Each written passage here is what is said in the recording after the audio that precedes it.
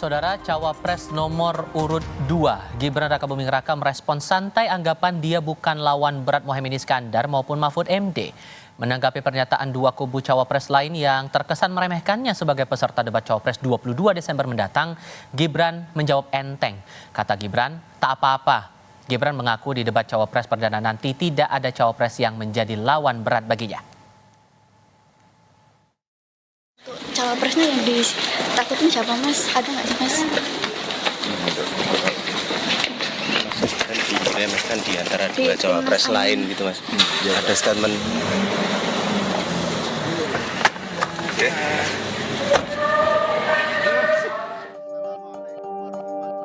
Tim pemenangan nasional Capres-Cawapres Anies Baswedan Muhaimin Iskandar menyebut lawan berat Caimin di debat Cawapres 22 Desember nanti hanya Mahfud MD. Juru bicara Timnas Amin, Angga Putra Fidrian yakin jagoannya akan tampil baik di debat Cawapres karena Caimin punya rekam jejak jelas sebagai aktivis, eksekutif maupun legislatif. Karena beliau juga punya rekam jejak yang panjang ya. Dalam konteks aktivisme dari mahasiswa, debat-debat di DPR, di MPR, beliau punya kapasitas itu, mungkin tinggal dicari yang jadi ciri khasnya Caimin itu gimana gitu. Tapi saya sih percaya bahwa lawan berat Caimin cuma Mahfud MD kira-kira besok. Cawapres nomor urut 3 Mahfud MD merespons Timnas Amin yang menganggap ia satu-satunya lawan berat Caimin di debat Cawapres. Mahfud mengiyakan tapi juga bilang Gibran juga sama berat. Lawan paling berat saya ya Caimin. Sama itu ya Mas Gibran, Caimin sama berat lah. Ini kan sama-sama spontan. Wakil Ketua Tim Kampanye Nasional Prabowo Gibran Ahmad Muzani menyebut ada stigma terhadap Gibran sehingga seolah diremehkan di debat Cawapres nanti. Muzani justru yakin akan ada kejutan dari Gibran di debat nanti. Sejak awal orang-orang masyarakat umum terstigma terhadap Mas Gibran. Karena ada stigma seolah-olah kemampuan itu Mas Gibran di bawah standar. Tapi saya sudah lihat pada saat debat calon wali kota dan saya sudah lihat bagaimana Mas Gibran menjelaskan banyak hal dengan di beberapa tempat. Mas Gibran cukup menguasai banyak masalah dan Mas Gibran cukup menguasai banyak problem yang dihadapi oleh masyarakat. Saya memperkirakan nanti tanggal 22 Desember debat wakil presiden akan penuh kejutan. Debat Cawapres 22 Desember mendatang bertema ekonomi kerakyatan dan digital, keuangan, investasi, pajak, tata kelola APBN dan APBD, perdagangan, infrastruktur, dan perkotaan. Sebelumnya, KPU menyatakan mengevaluasi debat Capres perdana namun tidak akan mengubah format debat. Tim Liputan, Kompas TV.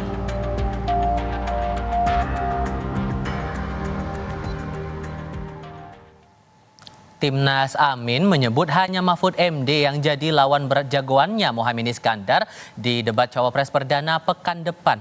Mengapa Cawapres nomor urut 2 Gibran Rakabuming Raka terkesan diremehkan? Dan sebaliknya, apakah akan muncul kejutan dari Gibran seperti klaim TKN Prabowo Gibran?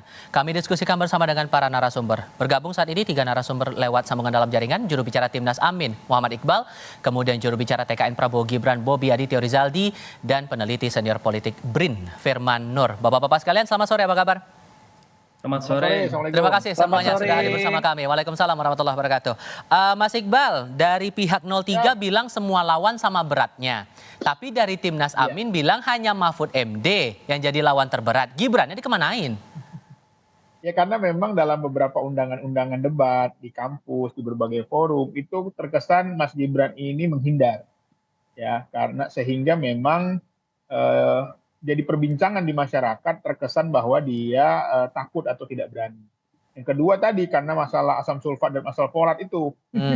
Jadi itu menjadi juga salah satu perbincangan ya yang dianggap dia belum memiliki wawasan yang luas. Jadi ini semua itu tak ada asap kalau tak ada api gitu. Kalau dia hadir setiap debat, setiap forum-forum undangan, tentu saja orang akan menganggap bahwa dia pede, dia bisa. Tapi karena dalam 2 kasus tadi, saya kira menjadi salah satu perhatian masyarakat bahwa stigma dan persepsi itu dibuat sendiri oleh Mas Gibran sendiri, bukan oleh kami.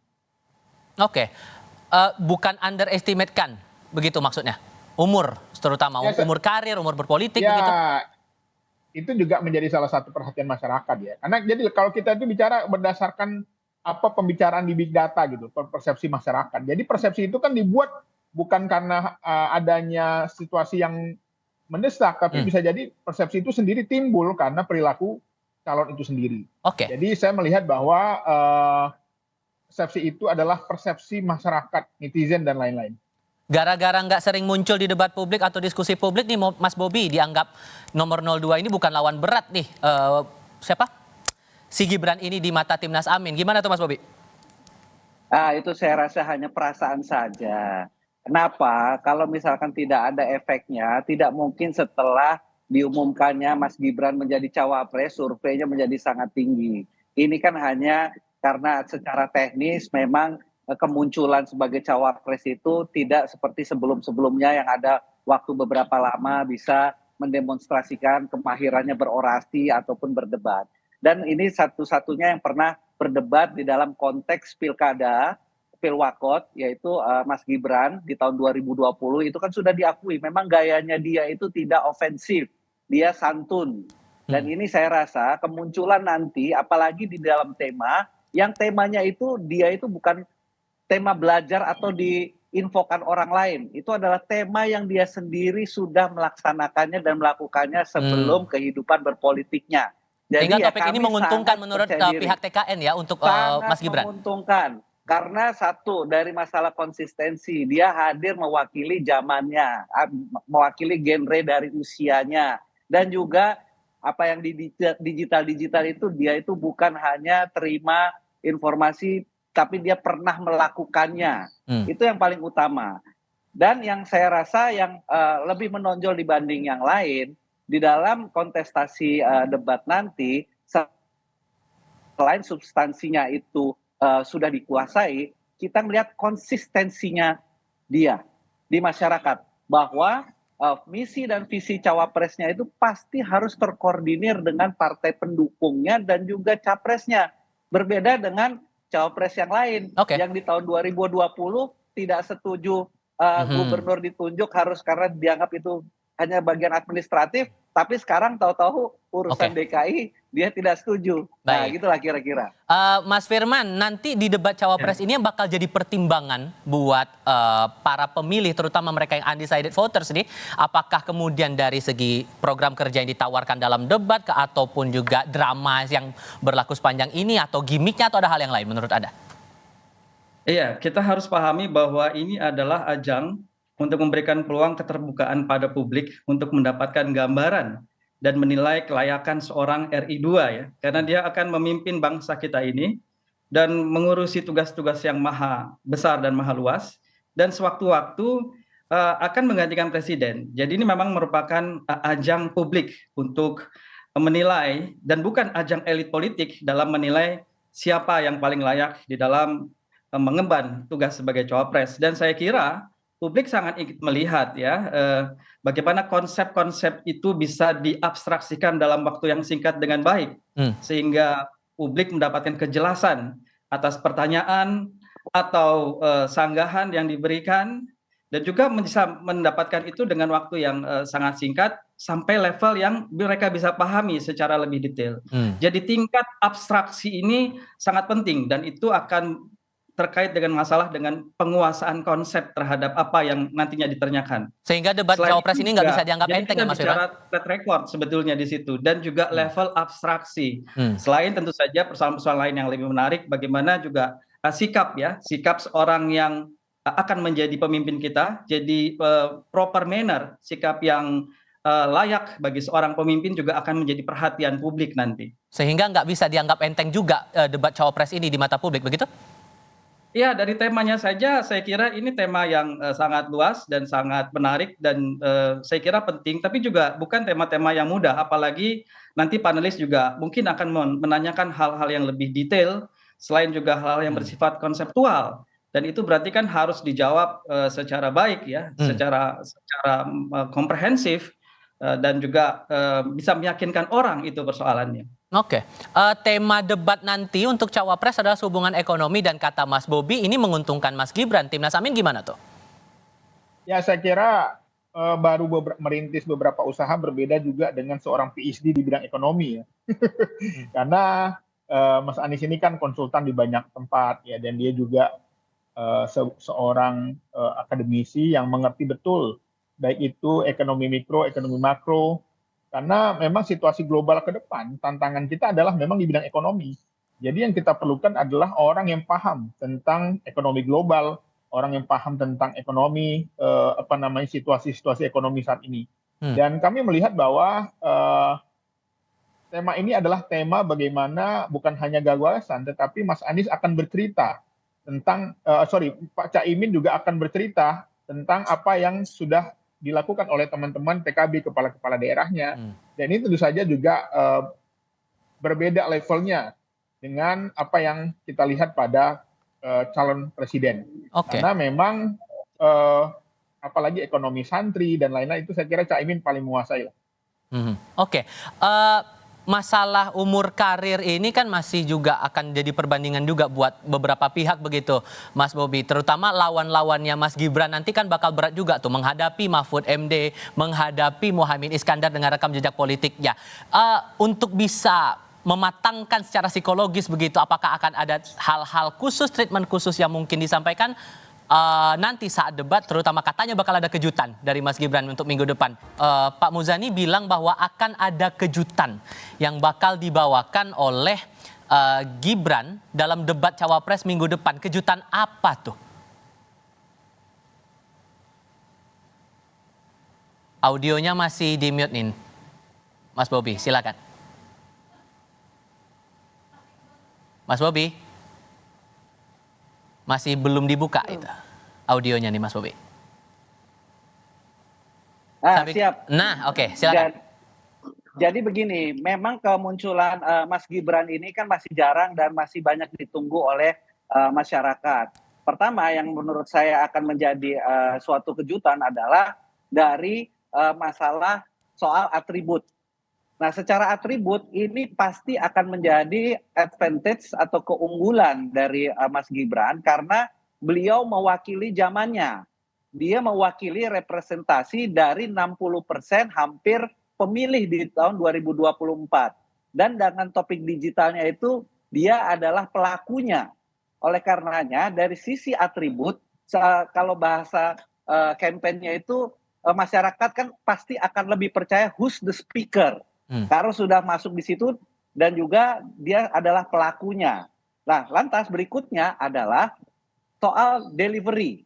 Delivery kan kalau kita lihat dari posturnya, kedua kandidat pesaing Mas Gibran ini itu memang literasinya karena akademisi, karena doktor, tetapi mewakili anak muda. Delivery message dan delivery speech-nya dari Mas Gibran itu sudah diakui dari tahun 2020 dari kandidat lawannya beliau bahwa delivery Mas Gibran itu adalah mampu secara singkat untuk menyampaikan pokok-pokok pikiran dan gagasan. Inilah yang saya rasa menjadi keunggulan di mana nanti akan ada delivery message mengenai programatik tapi akan disampaikan dengan bahasa yang akan pasti dimengerti oleh sebagian besar calon pemilih. Sehingga nantinya kalau kemudian di debat yang akan berlangsung minggu depan, lawannya dua loh Pak. Pak Mahfud MD, kemudian Muhaimin Iskandar dengan rekam jejaknya yang cukup panjang di dunia politik. Nggak akan takut begitu menghadapinya?